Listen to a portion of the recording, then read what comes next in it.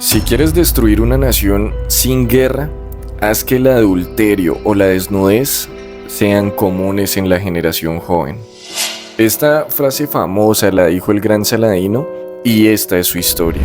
En una época donde la guerra se justificaba en nombre de Dios, en donde la sangre definía quién tenía la razón, donde los reyes eran recordados por cuántos enemigos destruían, apareció un hombre que eligió un camino distinto, un guerrero que lo conquistó todo, incluso Jerusalén, pero no con odio, sino con honor.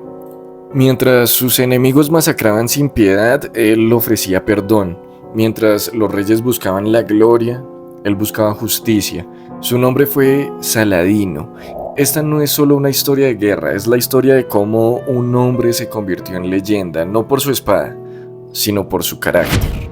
Antes de ser temido por reyes, antes de ser respetado incluso por sus enemigos, Saladino era solo un joven más. Nació en el año 1137, en un mundo dividido por la fe y la ambición. Creció en medio de conflictos, pero no fue entrenado para ser un conquistador. De hecho, su camino no estaba destinado a la guerra. Era un hombre educado, disciplinado y profundamente religioso, más inclinado al conocimiento que al combate, pero la historia no siempre pregunta quién quieres ser.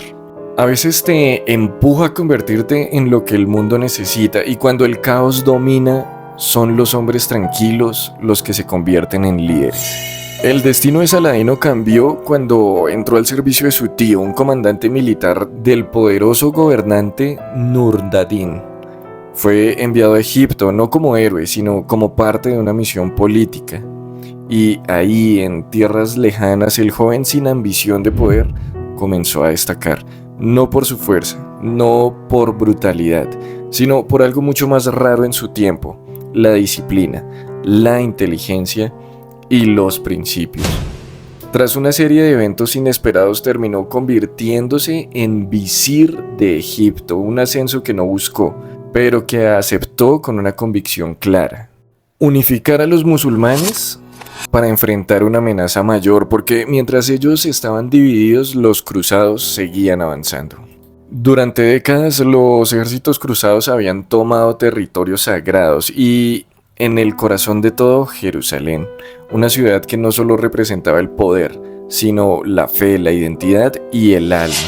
Pero el problema no era solo el enemigo externo. El mundo musulmán estaba fragmentado, reinos divididos, líderes enfrentados, orgullo por encima del propósito común. No puedes ganar una guerra afuera si estás roto por dentro. Así que, antes de levantar su espada contra los enemigos, decidió hacer algo aún más difícil: unir a su propio pueblo, y esa fue su primera gran victoria. En el año 1187, Saladino decide conquistar Jerusalén. Con esto puso fin a 88 años de dominio cruzado sobre la ciudad santa.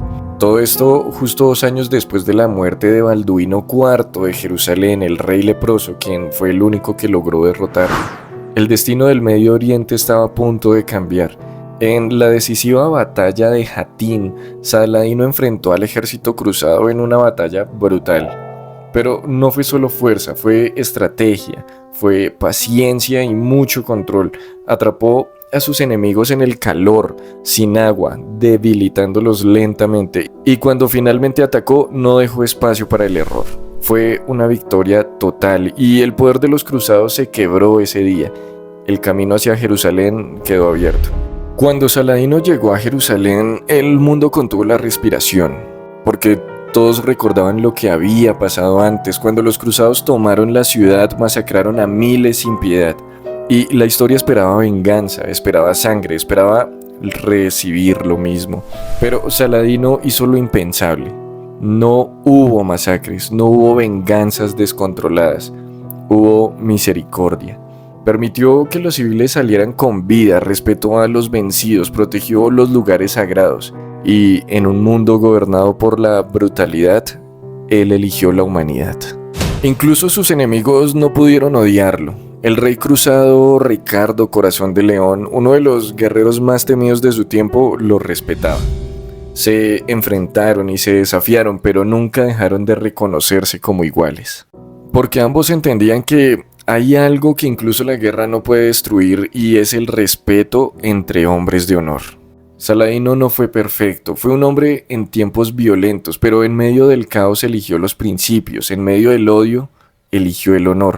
Y en un mundo donde todos querían ser recordados por conquistar y destruir, él fue recordado por algo mucho más difícil: saber cuándo no destruir, saber cuándo respetar a su enemigo. La verdadera grandeza no está en vencer al enemigo, sino en demostrar que podrías destruirlo y decidiste no hacerlo.